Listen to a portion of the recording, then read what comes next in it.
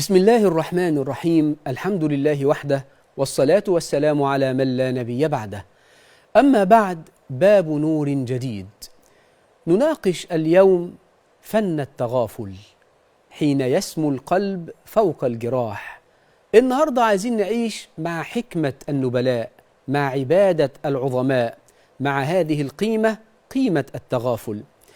التغافل ليس ضعفا ولا عجزا ولا تنازلا، بل هو سمو في الوعي، فن من فنون الحكمة، خلق كريم من أخلاق النبوة. يعني إيه تغافل؟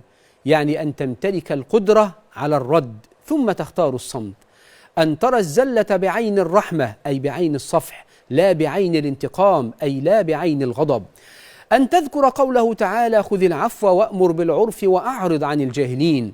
هذه الآية الكريمة منهج للحياة، خذ العفو وأمر بالعرف وأعرض عن الجاهل.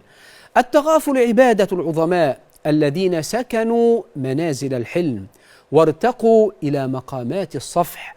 تأمل معي قوله تعالى: والكاظمين الغيظ والعافين عن الناس والله يحب المحسنين. ما أروع قوله سبحانه وتعالى: وليعفوا وليصفحوا ألا تحبون أن يغفر الله لكم؟ فالتغافل إذن طريق إلى مغفرة الله جل جلاله. من سامح الناس سامحه الله، ومن ستر زلاتهم ستره الله. وقد جسد النبي الكريم صلى الله عليه وسلم هذا الخلق في حياته، فكان أرحم الناس بقلوب الناس، كان أوسعهم صدرا، كان صلى الله عليه وسلم لينا هينا كريما. هو الذي قال لنا: من كظم غيظا وهو قادر على أن ينفذه دعاه الله على رؤوس الخلائق حتى يخيره من الحور العين ما شاء. فمن يملك نفسه عند الغضب ويتغافل عن الزلة ينال عند الله عز وجل رفعة وكرامة. وقد قال: ما زاد الله عبدا بعفو إلا عزا. إذن كلما تغافلت عن الإساءة زادك الله عزا في الدنيا ورفعة في الآخرة. التغافل ليس تجاهلا للحقيقة، بل إدراك لها من زاوية أوسع وأعمق، حيث تضع الرحمة قبل المحاسبة وتقدم المودة قبل الجدال. التغافل هو خلق الأنبياء عليهم السلام، هو زينة الصالحين، هو دواء النفوس المثقلة بعيوب البشر.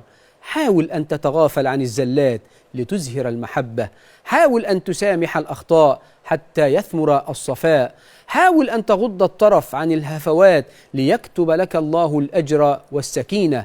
العمر أقصر من أن نضيعه في تتبع الهفوات. القلوب أنقى حين تسامح، والله جل جلاله يحب من عباده من يعفو ويصفح ويحسن الظن. فاللهم يا رب العالمين لا تجعل في قلوبنا غلا ولا ضيقا، واهدنا إلى خلق الحلم وتمام العفو وجمال الصبر، واجعلنا من الذين يعفون عمن ظلمهم ويحسنون إلى من أساء إليهم ويغفرون لوجهك الكريم. اللهم آمين. وصلى اللهم وسلم وبارك على سيدنا محمد النبي الأمي وعلى آله وصحبه وسلم.